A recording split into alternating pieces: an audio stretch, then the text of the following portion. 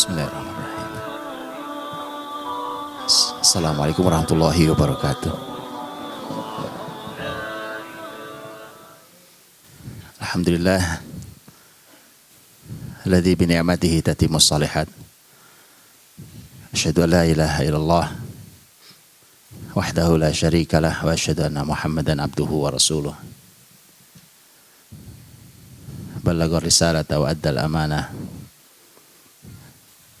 wa nasahal ummah wa jahada fillahi haqqa jihadih wa tarakana 'alal mahajjatil bayda lailuha kanahariha la yazigu anha illa halik. Allahumma salli wa sallim wa barik ala nabiyyina Muhammadin wa ala alihi wa sahbihi ajma'in. Subhanaka la ilma lana illa ma 'allamtana innaka antal alimul hakim. Allahumma anfa'na bima 'allamtana wa 'allimna ma yanfa'una wa zidna ilman ya 'alim. Amma ba'd. Muslimin muslimat, Bapak Ibu, keluarga muslim, hafizakumullah. Ini bersyukur pada Allah. Ini saya pakai bahasa Jawa atau bahasa Indonesia ini?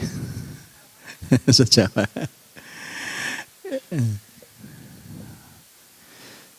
Bapak Ibu, di kesempatan yang pagi yang buat saya kedinginan di sini.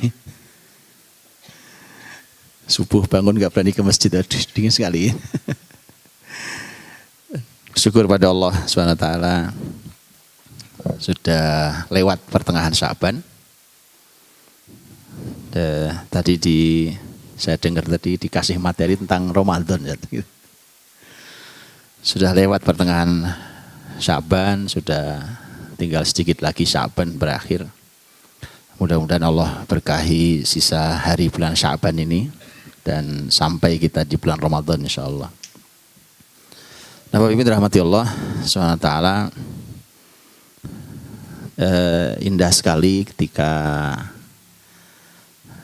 Al-Imam Al-Hasan Al-Basri rahimahullah ta'ala menyampaikan, kata beliau, innama antal ayyam idza dhahaba ba'duka dhahaba ba'du idza dhahaba ba'duhu dhahaba ba'duk. Kalian itu sebenarnya hanya susunan hari-hari. Jadi kita ini kan cuma susunan hari-hari. Matahari terbit, nanti terbenam, hilang satu hari. Kalau pergi sebagian hari, maka sudah pergi sebagian dirimu. Itu kalimatnya. Jadi kita itu cuma susunan hari-hari. Itulah mengapa, karena ini cuma susunan hari-hari. Jadi kita ini sebenarnya hidup cuma ngitung hari aja, Pak. Berhitung hari. Karena kita ini hanya susunan hari-hari. Itulah mengapa Islam itu sangat peduli pada cara mengisi hari. Cara mengisi usia. Karena yang sudah lewat itu, walaupun matahari terbitnya sama, pagi terbit, sore terbenam, pagi terbit, sore terbenam, kan sama. Tapi tidak ada hari yang sama sebenarnya. Makanya tidak boleh ada matahari terbenam kecuali dipastikan kita sudah beramal soleh. Karena tidak akan pernah tergantikan kan. Yang sudah lewat sudah, nggak usah balik lagi. Sebagian usia kita yang sudah lewat. Makanya pastikan kalau punya kenangan itu kenangan kesolehan. Dan untuk itulah maka diatur oleh ulama, itu diatur sebagaimana panduan dalam syariat tentang mengisi hari-hari, mengisi usia. Sampai Imam Ibn Rajab Al-Hambali rahimahullah ta'ala itu punya satu kitab khusus hanya bicara tentang bagaimana mengisi bulan-bulan yang dilewati. Dalam kitab beliau, kitab Lataiful Ma'arif. Kitab Lataiful Ma'arif itu isinya tentang mengisi bulan-bulan yang kita lewati, Pak. Saking pentingnya itu. Jadi bulan ini apa saja, bulan depan apa saja. Tentu hitungannya bukan hitungan Januari Februari, Pak, ya. Kita tahu itu. Karena hitungan hitungan ibadah kita menggunakan bulan Hijriyah. Mestinya sudah ini ya, sudah pada hafal urutan bulan Hijriyah ya, walaupun pakai bahasa Jawa nggak apa-apa. Dan itu masing-masing harus diketahui. Makanya itu mestinya menjadi bagian dari kepedulian setiap keluarga muslim. Hari-hari itu. Bulan-bulan itu ada menjadi kepedulian. Umpamanya bulan Muharram, mengawali tahun bulan Muharram. Atau sekarang nih bulan Sya'ban. Ini bulan Sya'ban nih keutamaannya apa saja, apa yang harus dilakukan di bulan ini, itu keluarga muslim harus tahu. Sebelumnya kemarin Rajab. Rajab itu apa saja yang disampaikan Allah dan Rasulnya, kemudian kita harus melakukan apa. Itu setiap bulan-bulan yang dilalui itu keluarga muslim harus paham. Karena kita cuma hitungan hari-hari, begitu sudah hilang satu hari, hilang satu hidup kita ini hilang. Terus gitu sampai nanti menghadap Allah. Makanya Rasul Nabi Muhammad SAW itu Bapak Ibu waktu beliau dapat wahyu bertahap dari Allah itu. Bayangkan, ini menurut sebagian riwayat, kan kita tahu yang pertama turun surat Al-Alaq, betul ya? Iqra bismi rabbikal ladzi khalaq dan seterusnya. Sebagian riwayat mengatakan setelah itu yang turun surat Al-Qalam. Kemudian nanti turun berikutnya nanti bergandeng Al-Muzammil Al-Muddathir. Lihat Bapak Ibu rahmati Allah. 4 surat itu ya, nanti masuk ke Al-Fatihah. 4 surat itu kalau kita lihat itu surat Al-Muzammil, jadi termasuk surat yang sangat awal turun. Al-Muzammil itu dari sejak awal pun Allah langsung mengajari Rasulnya SAW untuk peduli dengan waktu. Jadi kalau kita ini Bapak Ibu, kalau kita nggak pandai mengatur waktu sesuai dengan syariat, hidup kita kehilangan karya keberkahan. Makanya bulan-bulan harus kita pahami. Kita tahu surat Al-Muzammil, Allah Subhanahu Wa Taala sampai mengajari Nabi tentang kapan harus bangun tidur. Sampai diatur. Jadi Rasul Nabi Muhammad orang besar itu Sayyidul Anbiya wal Mursalin itu, orang terbaik di muka bumi itu, sampai diajari tentang kapan harus bangun. Ya ayyuhal muzammil umil laila illa qalila nisfahu aw yanqus minhu qalila aw zid alaihi warattilil qur'ana tartila.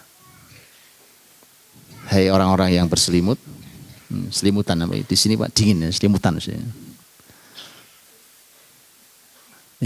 Orang yang tidur, hai ayyuhal muzammil. Qumil lail, kata Allah, bangun malam hari. Kapan bangunnya? Qumil laila illa qalila nisfahu. Setengahnya. Setengah apa? Setengah malam. Nisfahu. Aw yanqus minhu qalila aw zid alaihi. Kurang atau lebih sedikit. Jadi untuk Nabi Muhammad, Rasulullah SAW itu, karena beliau itu tentu amanahnya beda. Orang dengan amanah sebesar Rasulullah SAW itu Allah minta bangunnya tengah malam. Cara ngukur tengah malam gimana? Malam dibagi 2, itu tengah malam. Malam kapan mulainya? Malam itu sebenarnya sudah mulai dari terbenam matahari. Makanya kalau di dalam ayat tentang Ramadan kita diminta untuk puasa sampai malam.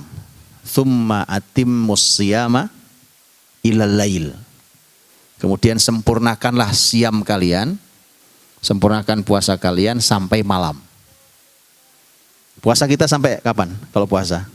Sampai maghrib. Allah sebutnya sudah malam, makanya itu awal malam. Awal malam maghrib. Sempurnanya malam itu isya masuk. Sudah hilang awan merah itu di langit. Masuk isya. Itu sempurnanya malam. Jadi awal malam maghrib Kapan berakhirnya subuh itu? Berapa jam dibagi 2 itu namanya tengah malam. Kalau di daerah sini itu ya bergesernya kan nggak jauh ya. Maghrib sama subuh kan bergeser waktunya nggak jauh. Tapi tempat Nabi Muhammad SAW dulu bergesernya jauh. Musim dingin, malamnya panjang sekali, Pak. Jadi musim dingin itu malamnya panjang, kita sudah capek tidur belum subuh-subuh. Makanya para ulama menyebut kalau musim dingin itu disebut sebagai Rabiul Mukmin. Musim seminya orang beriman. Kenapa musim semi orang beriman? Karena tadi, Pak, itu sudah capek tidur belum subuh. Jadi kita masih bisa beribadah banyak malam hari. Kan masih malam itu berarti. Padahal udah capek tidur kita, Pak. Sudah bangun nih, nggak subuh-subuh ini. Memang begitu. Kalau musim dingin malamnya panjang. Tapi kalau musim panas, Pak, malamnya pendek. Nah hari-hari ini di Timur Tengah itu Ramadannya jatuh musim panas. Ini sudah beberapa tahun. Sehingga malam itu berkejaran antara taraweh, sahur itu nggak lama itu waktunya, Pak. Jadi berkejaran waktunya. Cara menghitung malam sama. Tengah malamnya kapan? Ini dibagi 2. Nah itu levelnya Rasulullah Muhammad SAW. Jadi Nabi Muhammad tuh Bapak Ibu, sampai bangun tidur kapan tuh Allah yang ngajari. Itu menunjukkan betapa pentingnya orang beriman. Anak-anak kita ini juga harus diajari begitu. Tentu bertahap ya, jangan suruh bangun tengah malam. Bertahap. Mulai dari yang wajib. Nah subuh wajib. Ketika anak sudah punya kewajiban, umur 10 tahun umpamanya, tentu harus bertahap, nggak bisa tiba-tiba 10 tahun. 10 tahun umpamanya, mulai kita ajari untuk komitmen dengan sholatnya, laki-laki ya ke masjid 10 tahun, dan kemudian tentu dia menjaga waktu untuk waktu sholatnya. Dan itu harus dijaga. Nah, jadi ketika Rasul diajari oleh Allah tentang kapan bangun itu menunjukkan waktunya orang beriman itu tidak ada yang berantakan, Pak. Atau tidak ada perencanaan, sejalan-jalannya. Jadi kalau ditanya besok mau ngapain, nggak tahu. Orang beriman itu waktunya sangat terjaga. Dia tahu persis apa yang dilakukan sekarang, kemudian berikutnya apa, di perencanaannya matang tuh. Nah nanti kita akan jumpai, Pak, bahwa Allah itu ternyata mengatur waktu, hari, bulan itu tidak sama. Hari Senin dengan hari Jumat sama apa enggak sama? Beda. Selasa sama Kamis sama atau tidak sama? Tidak sama. Padahal sama, Pak. Sama, matahari terbit pagi, ya kan? Nanti siang ya panas, kemudian nanti terbenam matahari, malam ya gelap. Sebenarnya sama tuh. Tapi itu tidak sama di sisi Allah SWT, karena Allah memberi keutamaan di sebagian waktu yang tidak ada di hari yang lain. Contoh. Dalam satu hari itu, satu hari kan 24 jam kita punya, di negara manapun ya waktu itu 24 jam ya kan. Cuma bedanya kapan matahari terbit, kapan matahari terbenam, itu bedanya. Tapi tetap 24 jam. 24 jam satu hari itu, kan kita tahu bahwa 24 jam satu hari itu Allah bagi dengan keutamaan beda-beda. Ya, siang hari fungsinya jelas. Fungsinya jelas, malam hari fungsinya jelas. Wa ja'alna al-laila libasa, wa ja'alna an-nahara ma'asha. Malam ya buat selimutan. Libas itu kan pakaian, Pak. Malam ya selimutan, ya kan? Tapi siang hari ma'asya, untuk nyari kehidupan. Jelas, itu sudah. Jadi bayangkan ya, ayat itu sampai ngatur begitu. Di satu hari itu kalau dalam Quran dibagi 2. Satu hari 24 jam itu, yaitu siang dan malam, atau malam dan siang. Maksud saya begini, Bu. Jadi orang-orang beriman ya, anak-anak kita itu harus diajari segitu detailnya mengatur waktunya. Karena Quran ngajari langsung. Bayangkan Nabi Muhammad SAW itu langsung Allah ajari cara mengatur waktu dengan benar.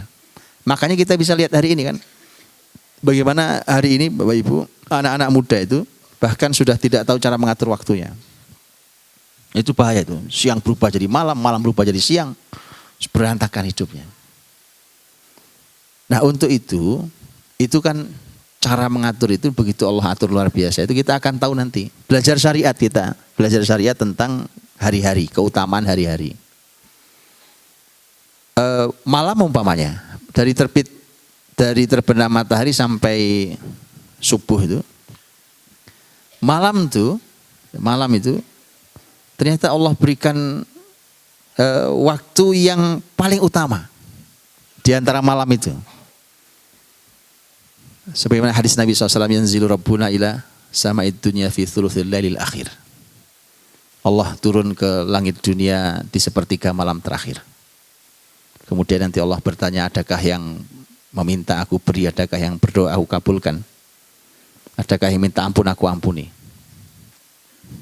Kapan kata Nabi? Sepertiga malam terakhir. Sepertiga malam terakhir itu gimana taunya? Taunya tadi malam dibagi tiga.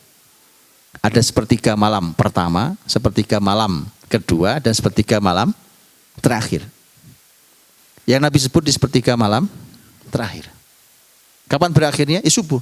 Jadi kalau kita bangun sebelum subuh, masih masuk rangkaian sepertiga malam terakhir. Jadi semua ada aturannya, Pak, dalam hidup ini, Pak. Karena kita hanya susunan hari-hari, ya itu ya.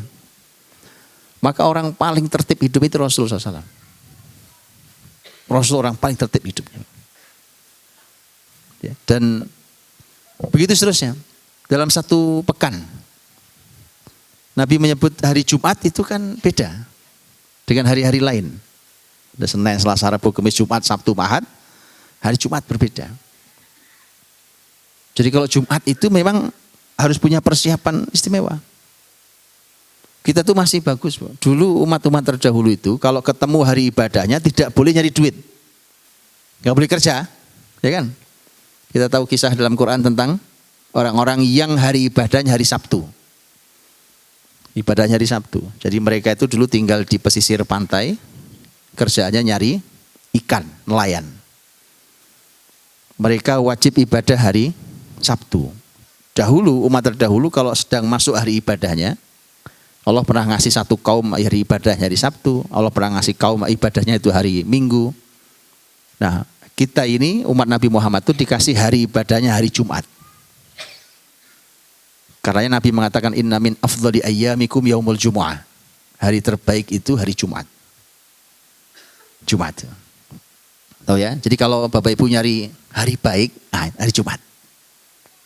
Umpamanya enggak usah Islam itu bisa syariat, Pak. Ya kan? Ini cara Islam. Jadi kalau pengen tahu umpamanya Bapak Ibu mau nikahkan anak.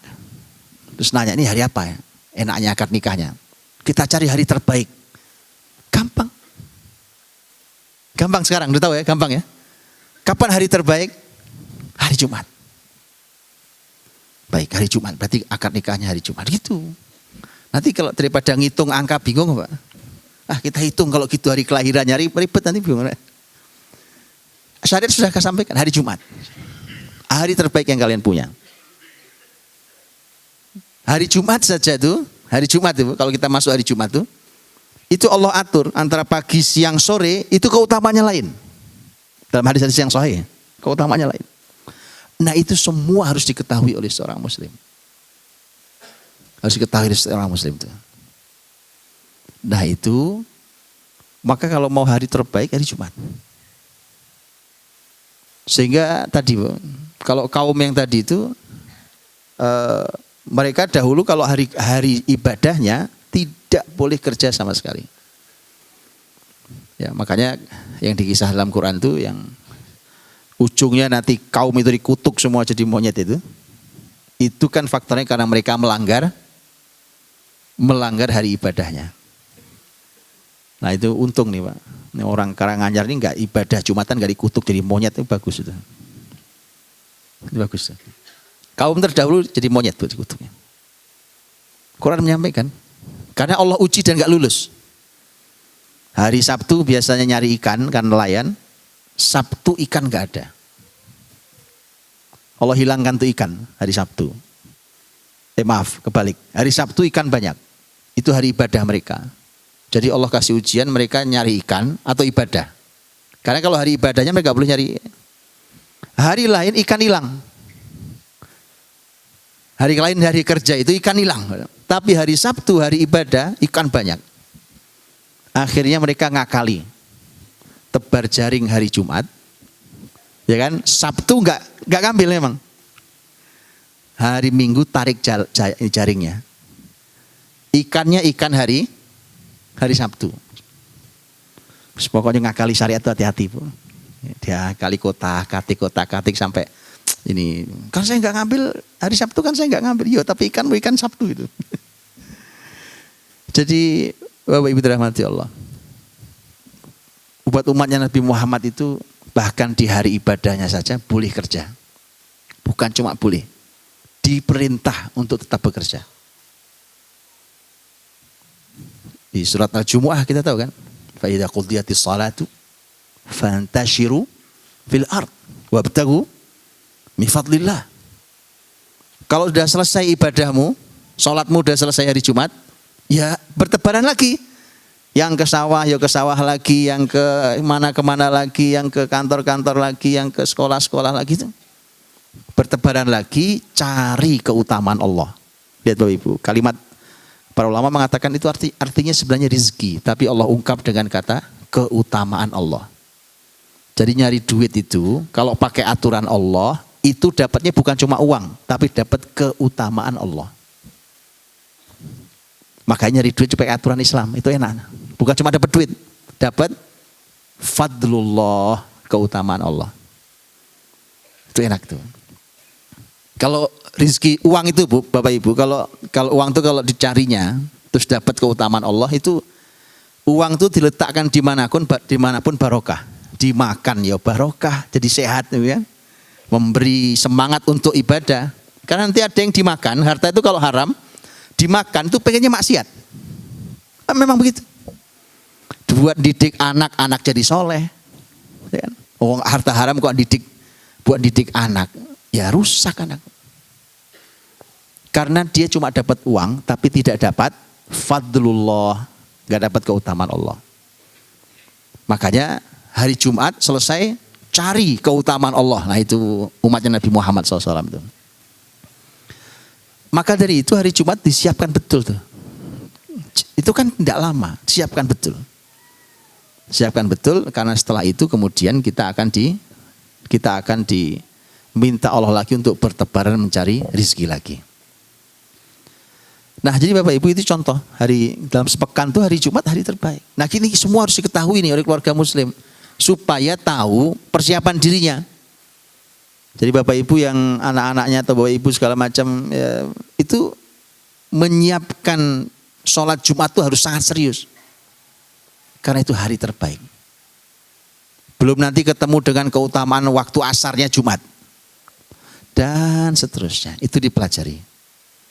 Bulan-bulan juga demikian. Setiap bulan itu tidak sama. Jadi bukan hanya nama yang tidak sama.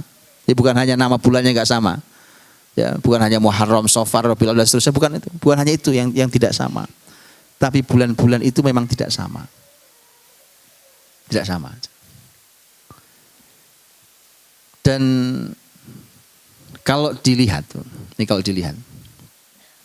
bulan-bulan itu karena bulan itu 12, ada 12. Gitu ya.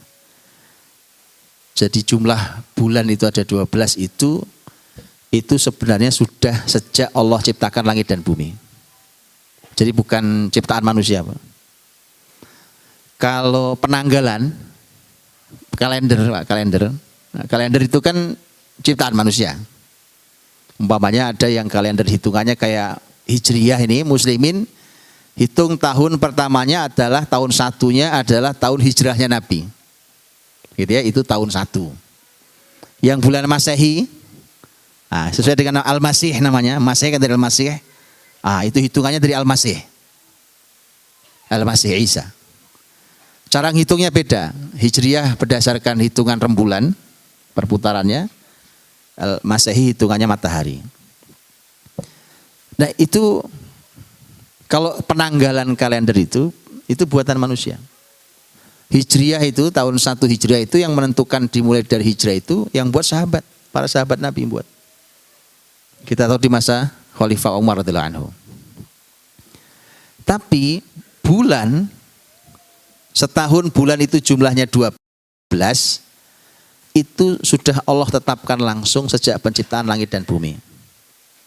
Allah berfirman, "Inna iddatasy syuhuri 'indallahi 12 syahran fi kitabillah yauma khalaqas samawati wal ard." Sesungguhnya jumlah bulan di sisi Allah itu 12 sejak diciptakan langit dan bumi. Minha arba'atun hurum. Di antara 12 ada 4 bulan yang hurum. Hurum dari kata haram. Haram itu dua arti, Pak. Satu artinya mulia, yang kedua artinya haram. Ya haram bahasa Indonesia. Ya, haram bahasa Indonesia kan ngambil dari bahasa Arab. Haram mulia dan haram artinya haram. Kenapa, Pak? Mulia itu sama katanya dengan haram? Sama, karena di bulan-bulan mulia Anda haram melakukan dosa-dosa. Memangnya kalau bulan lain boleh? Enggak boleh juga. Enggak boleh juga. Tetapi artinya di bulan-bulan mulia kalau Anda lakukan dosa, maka dilipat gandakan dosanya dibandingkan bulan biasa. Nah, itu semua aturan. 4 bulan mulia apa aja? 4 bulan mulia apa saja? Minha arba'atun hurum. Apa 4 bulan mulia? Satu. Apa nomor 1, Pak? 4 bulan mulia apa? Muharram. Kita mulai hitung dari Muharram nih. Terus habis Muharram apa? Dari apa? Dzulqa'dah dulu, Ustaz. Kata Ustaz Dzulqa'dah dulu. Habis Dzulqa'dah diurutkan 3. Dzulqa'dah, Dzulhijjah, Muharram. 3 berurut. 1 terpisah. Bulan Rajab, bulan kemarin. Udah kelewat. Ya, itu yang disebut 4 bulan mulia. Minha arba'atun hurum. Jadi saya bilang, orang beriman harus tahu itu. Oke, memangnya kalau kita masuk di bulan 4 ini, apa yang harus kita lakukan, Pak? Itu ngaji lagi. Jadi bayangkan sampai umur kita hari ini, Pak, sudah banyak hari kita buang, kita lewati itu. Itu jangan sampai kita tidak tahu apa yang harus kita lakukan. Gitu ya, sudah, Pak? Nah itu, ternyata itu 4. 12 diambil 4, sisa 8. Sudah ya? Jadi 8, ada 4 yang Allah tarik ke atas. Ini beda nih, 4 beda nih. Oke. Allah ambil lagi dari 8, 1 yang oleh ulama disebut sebagai Sayyidus Syuhur. Ini tuannya semua bulan-bulan, yaitu Ramadan, ditarik ke atas. Paling atas. Sudah kebayang sekarang orang beriman? Jadi orang beriman itu ada aturan hidupnya, Pak. Jadi susunannya 1, 4, 7. Betul? Yang 1 apa? Bulan apa? Yang 4 apa? Dzulqa'dah, Dzulhijjah, Muharram dan Rajab. Sisanya 7 adalah di situ posisi di bawah. Tapi yang 7 pun masing-masing punya keutamaan atau punya aturan. Sudah ya? Orang beriman mikirnya harus gitu. Nanti baru kita tahu mengapa ulama itu hidupnya sangat barokah. Usianya sangat barokah. Ini menarik nih. Imam Nawawi rahimahullah ta'ala. Imam besar. Ulama negeri Syam. Bu, Imam Nawawi itu umurnya cuma 45 tahun. Betul ya? Di sini ada yang umur 45 tahun? Angkat tangan, Pak. Biar saya lihat wajah tampannya aja.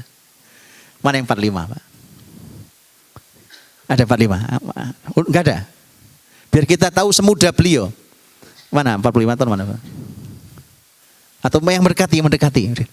Belum ada yang 45? 44 boleh, 46 boleh, 43 boleh. Pintar, Ustaz? 43. Tuh, masih muda kayak beliau, seger. Imam Nawawi meninggal. Beliau masih sehat, seger, Masya Allah. Allah berikan umur panjang Ustaz insyaallah Ustaz. Dalam ketaatan insyaallah. Oke Ustaz, seumur semuda beliau 45 tahun beliau meninggal. Anda tahu Bu, barokahnya waktu beliau? Barokah umurnya beliau itu. Ulama coba ngitung Bu. Kitab-kitab yang beliau tinggalkan. Bapak Ibu pernah coba nulis? Nulis surat, nulis apa aja lah. Pernah nulis kan ya? Pernah ya? Dulu sekolah paling enggak, dulu waktu bahasa Indonesia disuruh mengarang. Namanya ngarang itu terserah, tapi kok ya susah gitu. Padahal mengarang kan terserah, ngarang namanya kan.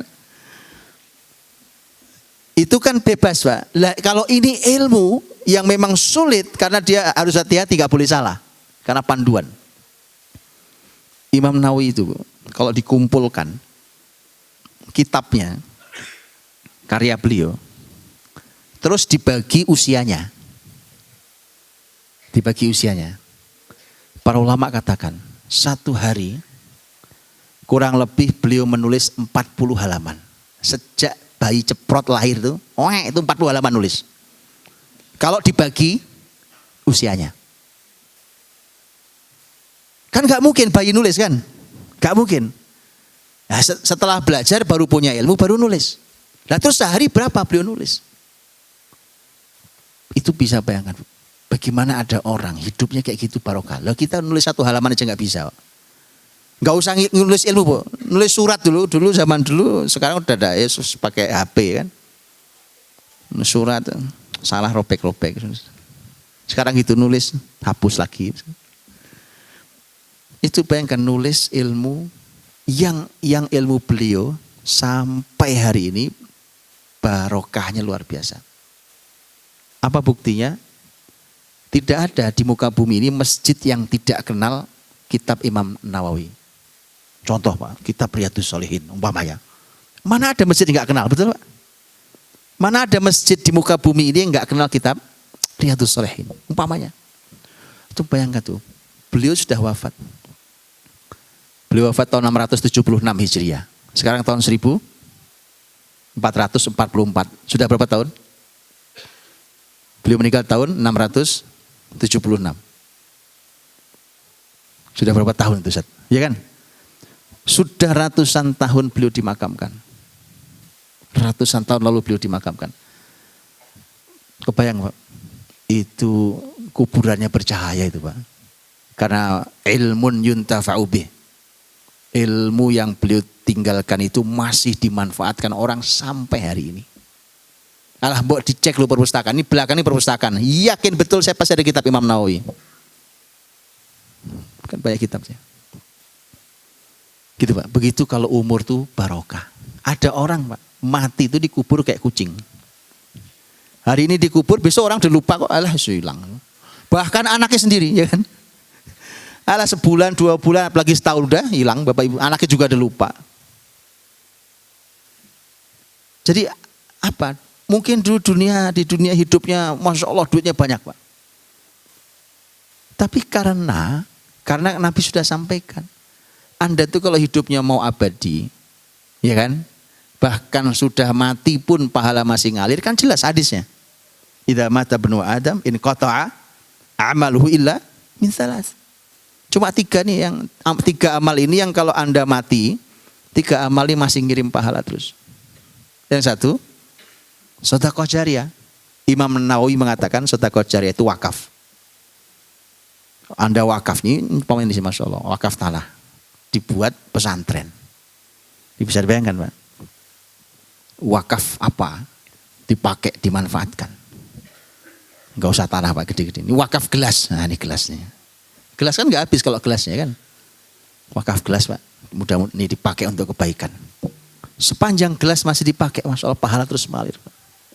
Apalagi Anda wakaf perusahaan gelas. Nah itu.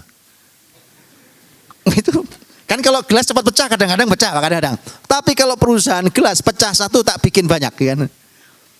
Paham? Itu sedekah jariyah, sedekah yang terus ngalir terus. Kata jariyah artinya ngalir. Begitu Pak. Jadi Bapak Ibu jangan mati sampai punya sedekah jariyah. Nah masalahnya nggak tahu kapan mati, itu repotnya. Harus segera kalau gitu. Harus segera. Punya Pak. Ke sedekah jariah itu jangan dibayangkan harus punya tanah luas kemudian disedekahkan, enggak. Sedekah jariah itu apa saja yang dia tidak habis, yang terus dipakai dalam waktu lama. Apapun itu. Lo kadang-kadang kabel gini loh Pak. Ini loh Pak, ini kalau enggak, ini kabel ini, simpel kan. Berapa sih harganya? Tapi kabel ini kalau hilang, ini enggak nyala, kamera enggak nyala. Jangan terus Pak. Serahkan, ini saya serahkan ke majelis ilmu, mudah-mudahan bisa dipakai. Dipakai, diwakafkan, itu wakaf. Itu tadi Pak, bagaimana supaya umur itu, ya supaya kita tetap hidup walau sudah mati. Jangan kayak kucing mati tadi Pak, ya kan Bu, mati kubur hilang, lu orang udah lupa. Yang kedua yang kayak Imam Nawawi tadi, au ilmin yuntafa'u bih, atau ilmu yang terus manfaat. Itu ada ilmu ratusan tahun terus manfaat. Jadi gini Bapak Ibu, nyekolahkan anak itu jangan ilmu yang kalau mati Pak. Paham ya? Jadi jangan nyekolahkan anak di ilmu yang kalau mati juga ilmunya. Karena ilmu kita ini harus ilmu yang bermanfaat. Makanya satu, ilmu yang benar. Yang kedua, ilmu yang manfaat. Ilmu manfaat itu bukan cuma ilmu agama, apa saja. Ini bertani, manfaat atau tidak manfaat? Manfaat. Itu ilmu diturunkan sampai orang tahu dulu di sini ada orang yang ahli pertanian yang kalau bertanam itu hasilnya melebihi semua petani yang lain. Ilmunya diturunkan ke kami. Nah, itu ilmu manfaat. Ilmu yuntafa'u bih. Nah, kalau Imam Nawawi itu ahli dalam ilmu agama tadi. Ya. Atau yang ketiga, waladin salihin yad'ulah, anak soleh yang mendoakan. Jadi Bapak Ibu, karena semua kita pasti mati, kejar ini. Kalau dapat tiga-tiganya, matilah Anda nggak apa-apa. Nyaman Masya Allah, nyaman. Mau mati kapan nggak masalah, betul ya? Ada tiga-tiganya.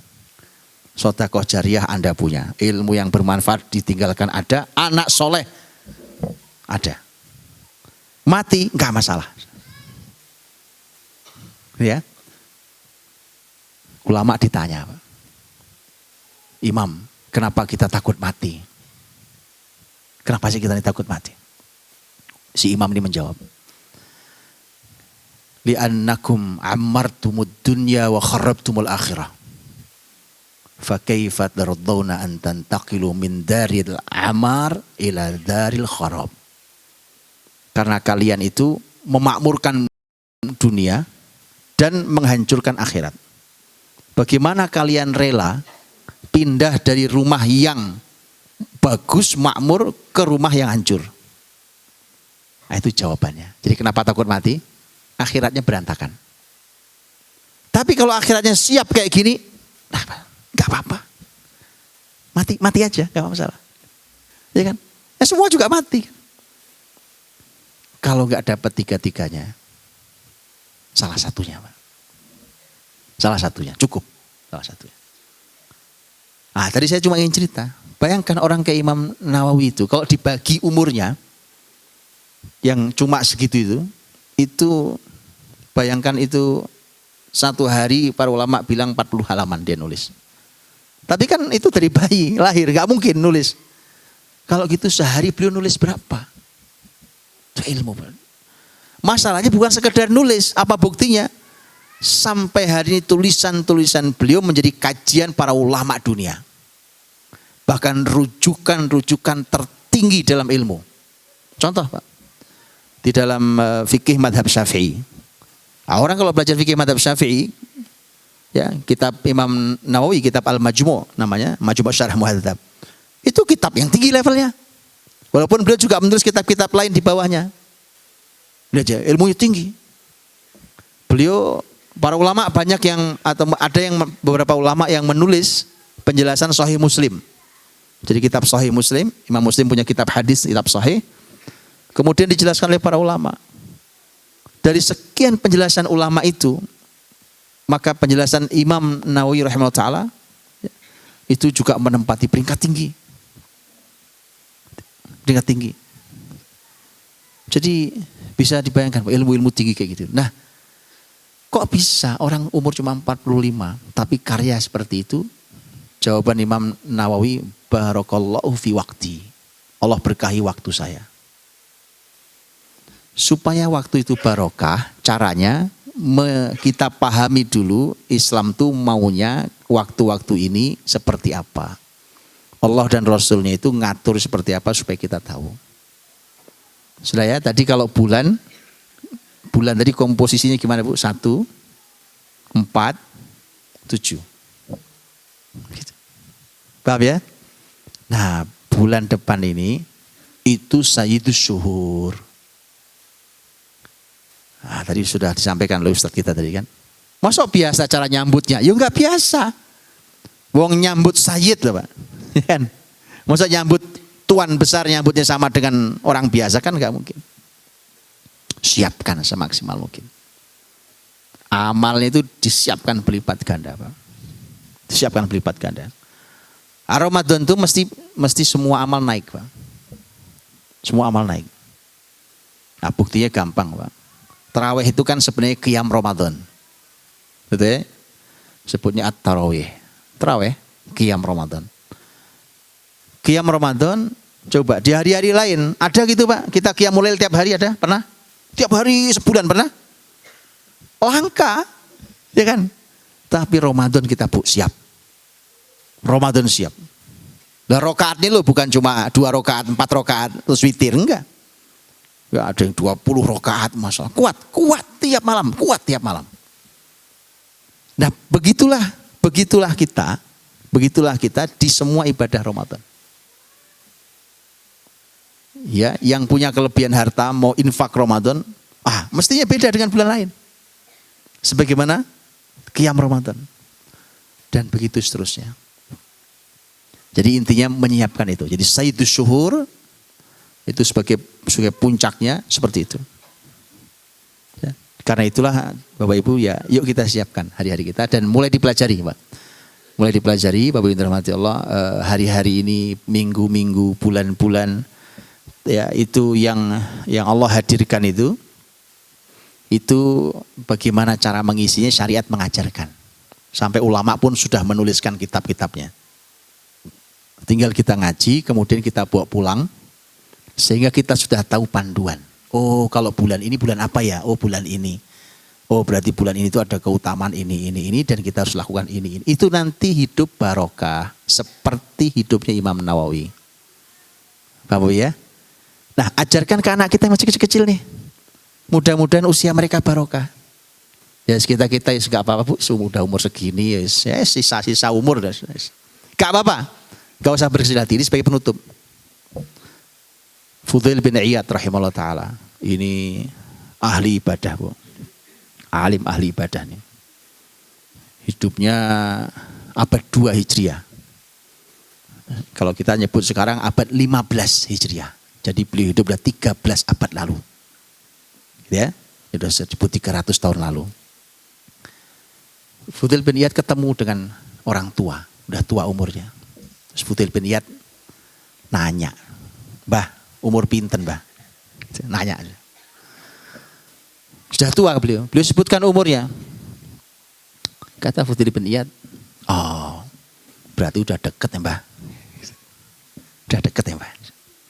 Oh iya kalau udah tua kan udah deket. Masalah umur terserah Allah ya Pak ya. Terserah Allah. Tapi ya namanya sudah tua ya udah deket kan. Udah deket ya Mbah. Mbah udah siap-siap jawab pertanyaan Allah atau belum? Loh emang bagaimana cara jawabnya? Karena nanti yang ditanya Allah Pak. Pun siap nepot dereng Mbah. Nah itu jawab pertanyaan Allah. Gimana cara jawabnya? Kata Mbah ya bingung baca. Diberikan kalimat luar biasa. Ini sebagai penutup Pak. Jadi sekarang berapapun umur kita, berapapun yang tersisa, ini penutupnya. Ini nasihat luar biasa. Mbah, umur yang tersisa itu diperbaiki. Allah ampuni yang telah lalu. Jadi kalau kita perbaiki umur yang tersisa, Allah perbaiki yang telah lalu. Tapi kalau umur yang tersisa pun tidak baik, kita akan dihukum Allah di umur yang tidak baik ini pun di masa lalu yang tidak baik. Jadi kaidahnya adalah perbaiki umur yang tersisa, Allah ampuni yang telah lalu. Pun nggih, gitu ya. Ya mudah-mudahan barokah semuanya, barakallahu fikum, jazakumullah khair. Mohon maaf ini cuma mampir sebenarnya tadi. Tapi mudah-mudahan menjadi mampir yang barokah, mudah-mudahan Allah ridhoi semua kita, Allah ampuni. Mudah-mudahan Ramadan ini Ramadan terbaik buat kita. Ya, kalau mau Ramadan terbaik caranya pikirkan jangan-jangan ini Ramadan terakhir saya, jangan-jangan. Gitu ya, jadi supaya maksimal Ramadannya. Pokoknya Nabi bagaimana, ayo kita ikuti Nabi. Monggo, saya kira itu. Jazakallahu khair, terima kasih banyak. Barakallahu fikum. Saya kembalikan ke Ustaz. Assalamualaikum warahmatullahi wabarakatuh. Mungkin 1-2 pertanyaan. Monggo, Ustaz. Monggo, silakan. Ada yang mau bertanya? Unji, monggo. Perkenalkan siapa, dari mana? Mungkin 1-2 mohon, monggo. Bismillahirrahmanirrahim. Assalamualaikum warahmatullahi wabarakatuh. Assalamualaikum warahmatullahi wabarakatuh. Nah, Ustaz Widazari, jazakallahu khairan atas segala ilmunya. Saya sudah mengikuti kajian-kajian jenengan sudah sejak beberapa lama yang lalu gitu. Dan alhamdulillah dengan segala banyak hal yang merubah pola pikir, mindset kami semua insyaallah. Jazakumullah khairan katsiran Ustaz. Kemudian untuk pertanyaannya, yang pertama adalah ada 2 pertanyaan Ustaz. Perkenalan dulu nggih. Saya Ismail, saya dari Cepogo Tawangmangu Ustaz. Yeah. Kemudian kesini alhamdulillah bisa mengikuti langsung live pengajian jenengan. Pertanyaannya langsung saja Ustaz. Yang pertama adalah kita tahu Rasulullah adalah seorang guru dan beliau juga seorang kepala keluarga. Nah, ini juga yang menjadi pertanyaan dalam diri saya, bagaimana Rasulullah itu membagi waktu untuk keluarganya, kemudian untuk berdakwah kepada masyarakat menjadi seorang guru, dan kemudian dengan Maisyah bekerja. Seperti itu Ustaz. Karena saya ini di salah satu pondok nggih. Kemudian kepikiran gimana ya kalau misalkan saya bisnis, pasti amanah yang ada di pondok pasti akan berkurang kualitasnya, dan ada juga keluarga yang anak-anak juga bagaimana kita harus membersamai mereka seperti itu. Itu yang pertama. Kemudian yang kedua adalah ketika kita diberikan satu tempat untuk memperbaiki atau mungkin membuat atau merubah tentang kurikulum pendidikan Ustaz. Maka apa yang harus pertama kali kita rubah terlebih dahulu Ustaz? Dalam satu pendidikan itu ya, mungkin kalau misalkan besar ya jadi menteri pendidikan mungkin gitu nggak Ustaz, atau mungkin kalau yang dalam skala kecil mungkin menjadi bagian kurikulum dalam sekolah seperti itu Ustaz. Maka apa yang harus kita rubah untuk pertama kali atau kita perbaiki dalam pertama kali seperti itu Ustaz. Niku dari saya, jazakumullah khairan jazaa. Ustaz Ismail, baik. Langsung Ustaz. Oke, Ustaz Ismail. Ada 2 pertanyaan Pak. Yang pertama tentang bagi waktunya gimana itu.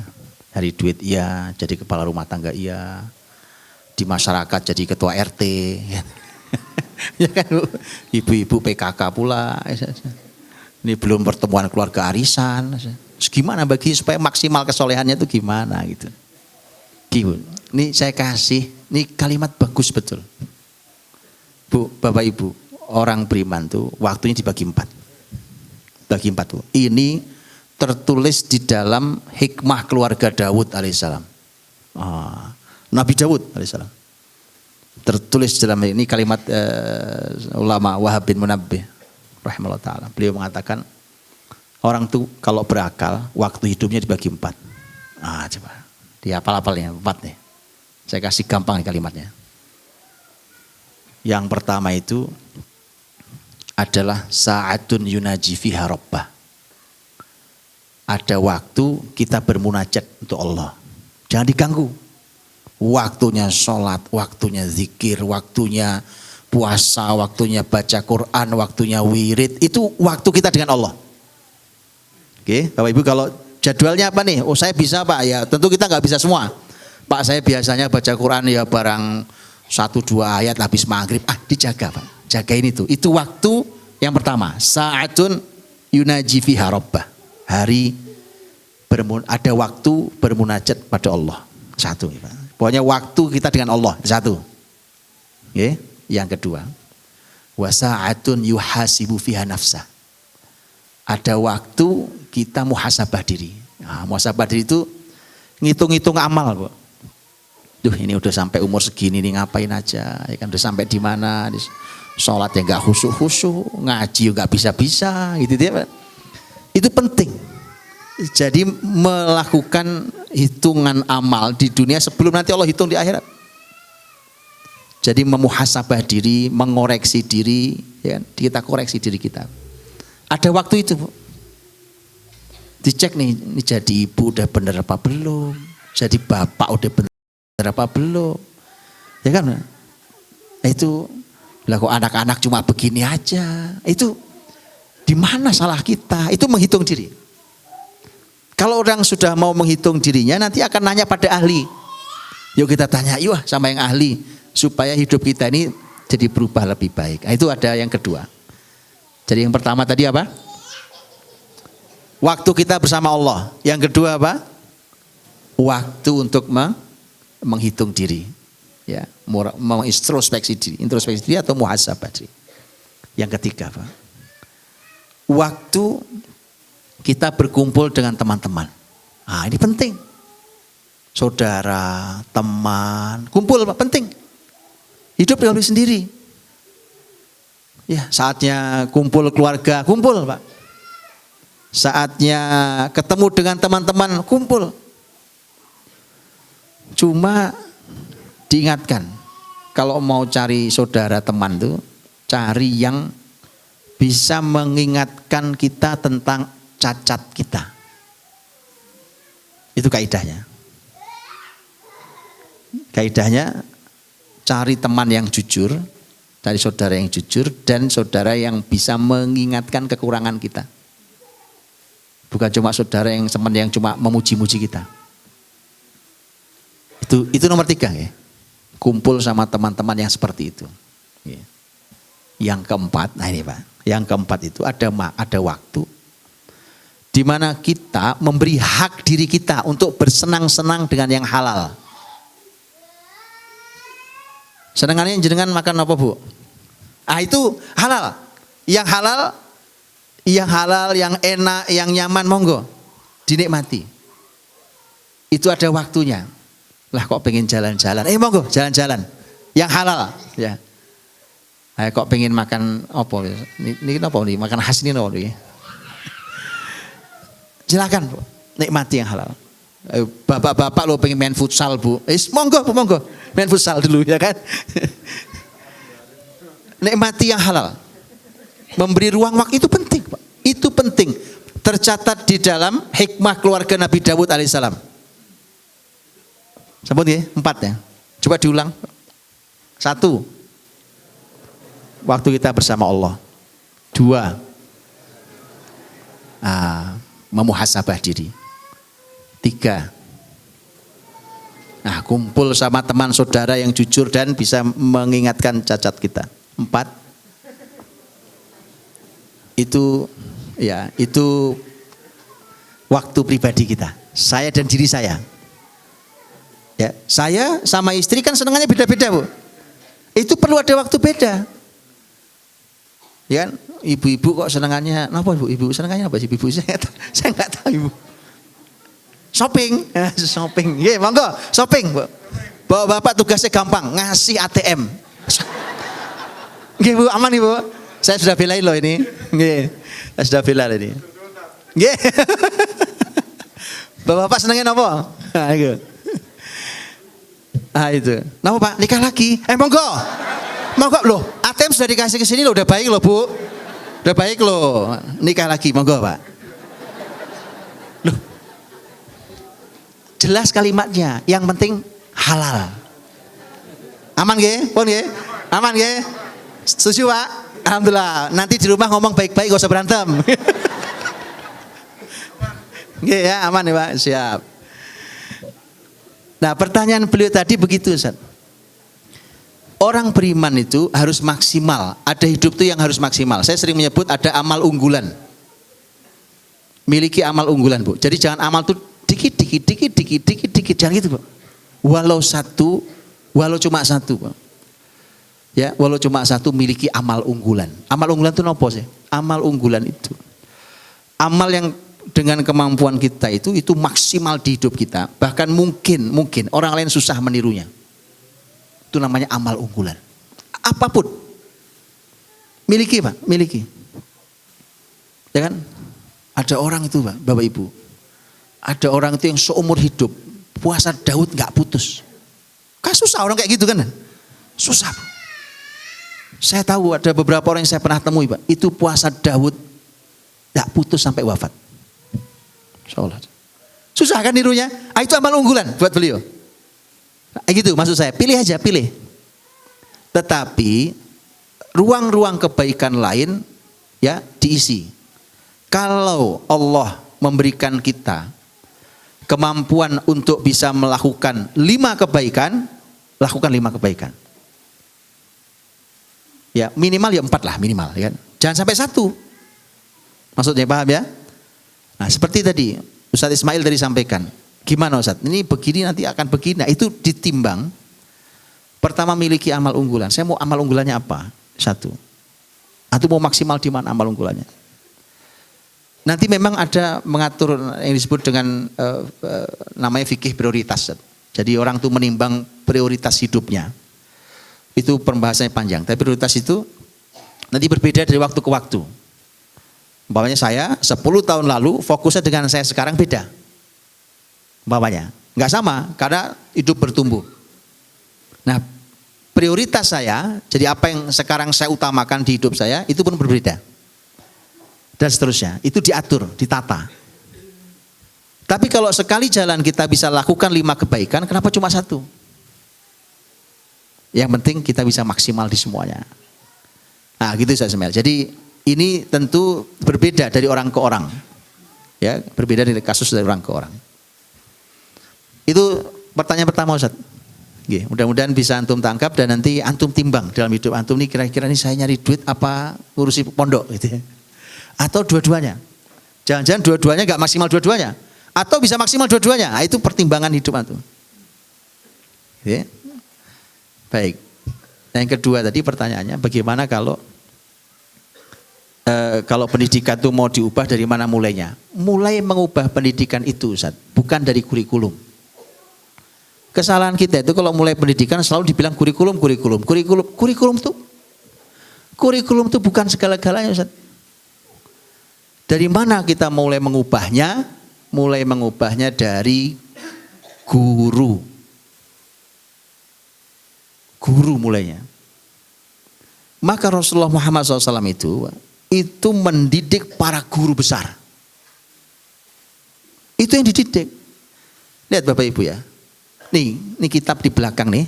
Ada banyak sekali ilmu ini. Masya Allah, tabarakallah, ini ilmu, berbagai macam ilmu. Kurikulum bukan? Ini kurikulum, ini diajarkan di sekolah-sekolah, kampus-kampus besar diajarkan. Oke? Di talaki-talaki ilmu diajarkan. Pertanyaan saya. Bapak Ibu udah lama ngeliat ini? Ada yang pernah baca? Nah, jadi kurikulum itu gak ada gunanya buat Bapak Ibu sebenarnya. Jadi mau kurikulum diperbaiki sebaik apapun, orang-orang yang gak bisa. Kurikulum gak jalan. Oke, ini kita singkirkan. Gak ada nih perpustakaan. Ini masjid begini. Tapi di sini ada para ustadz, para masyayikh. Bisa gak ngajarkan ini tanpa ini? Bisa. Asal gurunya berkualitas. Paham Bapak Ibu? Makanya Rasulullah SAW itu waktu beliau wafat, beliau meninggalkan para guru besar. Murid-murid Nabi itu. Abdullah bin Mas'ud radhiyallahu anhu, Bapak Ibu. Abdullah bin Mas'ud radhiyallahu anhu itu dulunya cuma penggembala kambing. Bukan kambing dia, kalau kambing dia orang kaya dia. Kambing orang lain dia cuma digaji kecil. Orang miskin. Itu Abdullah bin Mas'ud radhiyallahu anhu. Tapi sepeninggal Nabi dan beliau belajar serius. Begitu masuk Islam belajar sangat serius. Sepeninggal Nabi di masa Khalifah Umar radhiyallahu anhu, beliau pindah ke Persia. Wilayah Irak sana itu. Pindah ke wilayah sana. Dan beliau menjadi guru besar untuk masyarakat sana. Lihat tuh. Jadi guru besar untuk masyarakat sana.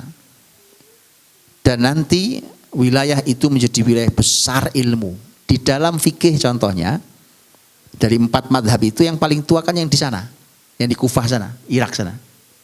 Itu cuma cicitnya Abdullah bin Mas'ud secara ilmu. Lihat hebatnya beliau itu. Karena kualitas guru. Jadi kurikulum itu Bapak Ibu nggak ada gunanya kalau gurunya nggak hidup. Saya pernah dinasihati oleh seorang guru besar, Masya Allah. Beliau mengatakan ke saya, sesungguhnya kurikulum itu adalah guru. Jadi kurikulum sesungguhnya itu ada guru. Kenapa? Karena guru itu bisa menghidupkan kurikulum yang mati dan bisa mematikan kurikulum yang hidup. Itu guru. Guru kalau kualitasnya jelek, Pak, kurikulumnya sebagus apapun dia matikan tuh kurikulum. Karena nggak bisa dia ngajar juga. Nggak bisa dia mentarbiah murid-muridnya. Tapi walaupun kurikulumnya nggak bagus, tapi guru berkualitas, dia akan tetap berkualitas pada murid-muridnya. Jadi nomor satu sebenarnya harus sama di rumah tangga juga sama, Pak. Yang paling penting jadi orang tua yang baik, mengerti cara didik anak. Sudah itu segala-galanya. Nah di pendidikan sama satu yang harus diubah. Jadi kalau ada pondok, ada sekolah, fokusnya cuma kurikulum, nggak akan berubah. Nggak akan berubah. Tapi kalau antum fokus pada menyiapkan guru, itu antum menyiapkan perubahan besar. Gitu nggih? Jadi siapkan perubahan besar itu dengan menyiapkan guru-guru yang terbaik. Kurikulum mah gampang, Pak. Alah itu sebentar ngobrol dan bisa ubah. Tapi ngubah guru, itu berapa lama, bertahun-tahun untuk kita menghasilkan guru yang terbaik. Bukan yang lain tidak penting, Pak. Yang lain sangat penting. Tapi kalau ditanya dari mana kita mulai, miliki program yang maksimal menyiapkan guru. Memang agak lama memetiknya, nggak apa-apa. Tapi kalau kita dapat orang-orang berkualitas itu, dijamin pendidikan naik. Kualitasnya akan naik. Begitu saya Ismail, mudah-mudahan menjawab barakallahu fikum. Cukup Ustaz. Ini tadi ada 2 pertanyaan dari panitia menyiapkan 2 pertanyaan wis diborong beliau. Berarti pertanyaannya sampun ngoten nggih. Niki karena Ustaz Azhari nanti ada agenda berikutnya, nanti sing dereng puas mungkin sakit mengikuti beliau wonten lembah mana.